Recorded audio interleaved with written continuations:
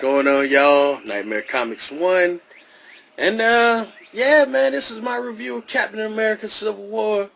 I know it's early, but I've seen it 3 times now. I want to talk about it. There'll probably be spoilers in this, so if you have not seen the movie, the video will be there. Come back to it, then you can check it out. But, I'm just going to get this out of the way. I think that, this movie's great. I think it's definitely one of the best, Marvel films. I don't think it's the best. Like, I don't think it's quite as good as the Avengers. I don't think it's quite as good as Captain America and the Winter Soldier, which is my favorite. I don't think it's as good as, like, let's say Guardians of the Galaxy, things like that. You know what I mean? But I think it's still damn great, man. And once again, Marvel consistency. You know what I mean? Like, they, in my opinion, have yet to put out a film that is absolutely horrible. Like, some have been worse than others. Some may have even been bad, but I don't think they put out a film that's absolutely garbage. You know what I mean? And credit to them, man. Like, I know people, I legit know a contingent of people that like, every film they put out. Like, even the ones that not everyone likes, I know a group of people that do like said film. You know what I mean? They've yet to put out a unanimously panned film yet. You know what I mean? And props to them for that, because not a lot of, motherfuckers can say that have been doing this superhero thing. You know what I mean? This has been going on since 2008. It's 2016. This is a good, they have a good fucking track record. But, what was I going to say? Yeah, man, like, I thought this was great. But, little breakdown of the plot real quick without giving y'all all the details, but there will be spoilers in this. The movie starts, the Avengers are trying to stop Crossbones from, I think he has like a bomb or something like that. He has like some sort of thing. And, trying to stop him is an awesome fucking action sequence. Like, oh, that's great. We get to see Red Wing do stuff. We get to see, Wanda, Scarlet Witch, all of them working together. It was pretty cool. The Russos had to do such a great job shooting these action sequences, man. It's hard to imagine, like, these 2 comedy guys are so great at shooting these action sequences. It's fucking amazing.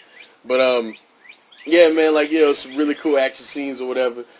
Crossbones gets in an altercation with Captain America. Captain America takes off his mask. Captain America sees his face is all burned up and stuff. I like those. I like the makeup in that. Crossbones goes to kamikaze himself. He goes to, kill himself and takes himself out. But it doesn't really work because Wanda's there. She stops the explosion. And as a result of doing that, she like half of a building gets like blown up. Like a bunch of people die inside the building. And, obviously Wanda feels bad. All this stuff is happening. Meanwhile, we cut to Tony. He's at this like conference he's doing, unveiling like this new technology he has, and then he announces he's gonna give everybody money that's in the audience. It's a grant, you can make your ideas come true, blah blah blah, whoop de whoop. Then he meets this lady, and on his way to the back, he meets this lady that tells him that hey, this is my son. He was in Sokovia when y'all fought Ultron. He died as collateral damage. Where were your Avengers then? Blah, blah, blah. You know what I'm saying? Upset, like any mother would be. Funny thing about that character, though, is played by Alfred Woodard. And if you don't know, Alfred Woodard has been cast to play Black Mariah. And Luke Cage, Black Mariah's a villain. I know they say it's 2 different characters. They already addressed this. But I'm just saying, wouldn't it be cool if she changed her identity, and tried to work her way into some sort of means in the government? You know what I mean? Wouldn't that be kind of cool? A kind of cool thing they address in Luke Cage. I don't think they will, but just throwing it out there.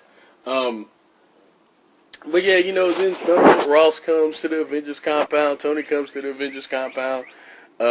He tells them about the Sokovia Accords, and then Tony obviously wants to sign them. You know what I mean? Because hey, he just talked to this lady. He feels bad now, and Steve's like, no, we letting the government dictate everything we do. The safest hands is our own. You know what I mean? What if something's going on in one place and we can't go to that place because the government doesn't want us in that place? He was like, the easiest thing for us to do is to take care of ourselves. I'm not going to go into the whole plot. Elements come in with Bucky. Bucky gets framed for something, and, his element tends to escalate things. It's pretty, pretty awesome. He's awesome in this. Let me get to just the meat and potatoes of how I feel about the movie. Not necessarily the plot, okay? Because I don't want to give up the whole plot. If you've seen the movie, you know what happened. You don't need me to explain the plot. Yeah, man, I thought all the characters, to an extent, got a chance to do something. Except I think got a chance to do something. I don't think everyone was fleshed out as they should have been. But I think that's what the other movies are for. I'm still waiting for them to flesh out Hawkeye though, but whatever. Even Age of 13, even though they didn't go full bore, her character. Yeah, I mean, we got a little bit of her backstory. I mean, we already knew what was up if you know the character, but a lot of people didn't. So there was that. Even the new characters, Black Panther, I thought Chadwick Boseman did a great job. Were there better choices? Probably. But I thought he did a great job, man. Like, there's this part where, he like I was like, yo, that's T'Challa. With, he's chasing Bucky because, something that happened. And, Cap's, chasing him, chasing Bucky. And then, they all, then Cap and Falcon get arrested because, they're all chasing him, chasing Bucky. And he says to Cap, he was like, how much longer do you think you can protect your friend? You know what I mean? He just sounded like Cap. He was like, how long he sounded like Panther. He was like, how long do you think you can keep him away from me? I was like, yo, that's, like, he was like, it was so cold how you said it, so emotionless. How you know what I mean? He was like, he was all business. He gave off that air of royalty, man. He really did a good job. I was super duper impressed with him. I'm not gonna lie. I thought Black Widow was as good as, Scarlett Johansson always is a Black Widow. You know what I mean? But I thought the real star in terms of acting in this film was actually Robert Downey Jr., man. Like, there's a sequence at the end where he gets angry, you know what I mean, for obvious reasons. And, like, the way he conveyed that was so, like, it's like Iron Man going batshit crazy. It's pretty awesome, man. Like, people in the theater was like, oh my God, calm down, listen. Like, motherfuckers yelling at the screen, listen. It was great. Sebastian Stan got things to say in this, you know what I mean? Like, Bucky got to talk and actually be the character that I love. I mean, in The Winter Soldier, he was how he was in The Winter Soldier story. But, like, I think Sebastian Stan is another one of those dudes. Same thing with Chris Evans. Same thing with all these characters. All these guys seemingly. You know what I mean? They've studied these characters. I think Sebastian Stan, you know what I mean? Well, he said it. He said it. What am I talking about? That he's read Brubaker's Winter Soldier series, and he kind of has Bucky's personality down to a T. It's pretty awesome. Spider-Man. Spider-Man was great. You know what I mean? Tom Holland, who's totally tacked on in this film, not needed. You know what I mean? Absolutely not needed. But in it, you know what I mean? And they do what they can with it. You know what I mean? It's not handled terribly, but it's tacked on. And it feels tacked on, but that's fine. You know what I mean? But that's fine. Like, we knew it was going to, be tacked on. There was no easy way to do that. You know what I'm saying? So I saw that coming.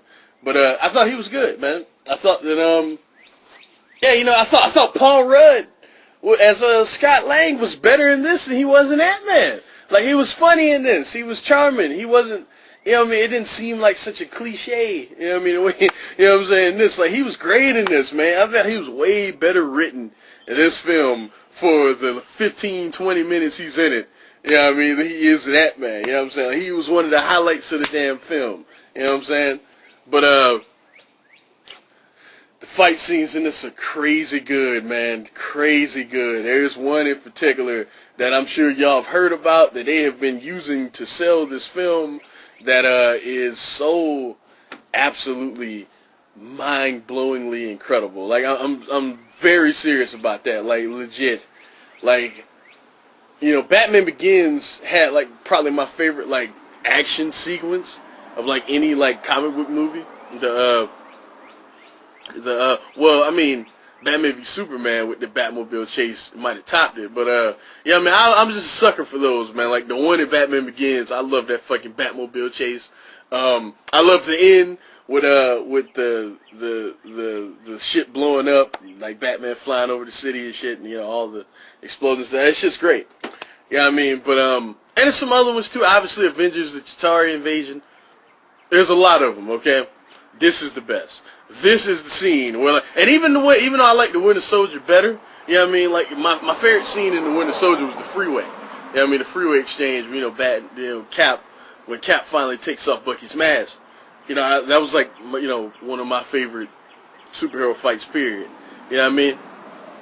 But, all that being said, man, I ain't have shit on this airport scene, man. Like, the scene in the airport tarmac is so amazing. This is why I tell y'all, and I'm going to keep saying it, read fucking comic books, man. Because this scene, it was like the embodiment of everything that I love about these characters, just all thrown into one place. Like, you had Hawkeye being, you know, just a funny dickhead.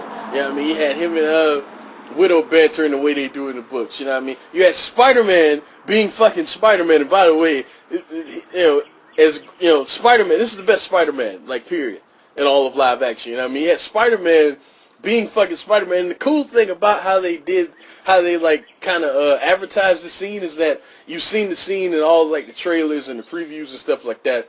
Now, you know, all those, you know, them running at each other, all that stuff. Like, Spider-Man's in all of that, and they, like, edited him out of the, you know what I'm saying? It was cool how, you know what I'm saying? It was cool how they advertised it.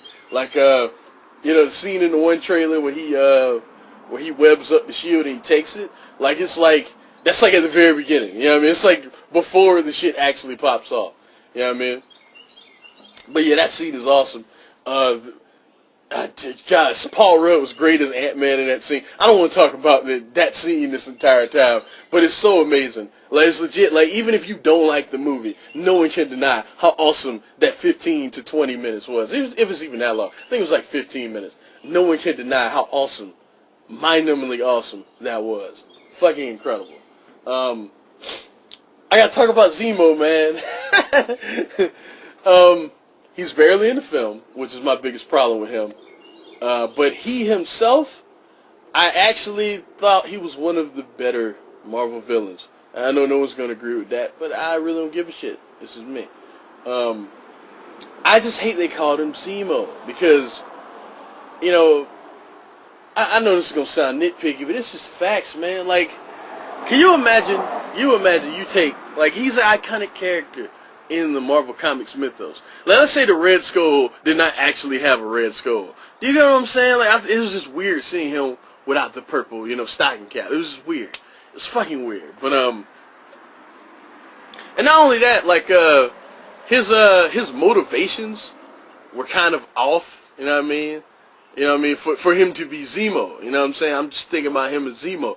But, you know, I bought it. I bought why, you know what I'm saying, he went to the depths he did. His plan totally buried Zemo, though. And I liked it. You know what I mean? I liked this plan. You know what I mean? Even though, like, I don't know if they're intent. I mean, you know, if you had a brain, you knew, you know what I'm saying? We already knew the reveal at the end. Like, we, as the audience, knew, unless you're an idiot.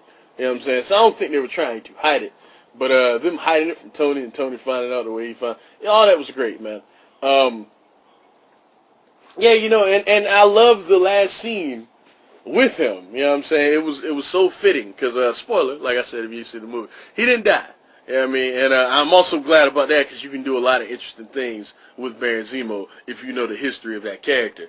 At the end, he says, like Martin Freeman's character, who also bothered me, he wasn't in it hardly at all. Hardly at all. He was like Ross's right-hand man, and he didn't really do anything. That bothered me. But, it's like, why even cast him for that role if he's not going to do anything? It was just weird. But he says to him, like, he's like locked in like this glass case, right? And he says to him, he goes, he was like, you think all this is worth it? Huh? You didn't even win. He said you lost. And then like Zemo looks at him and he says, did I lose? Something like that. And truth be told, did he lose?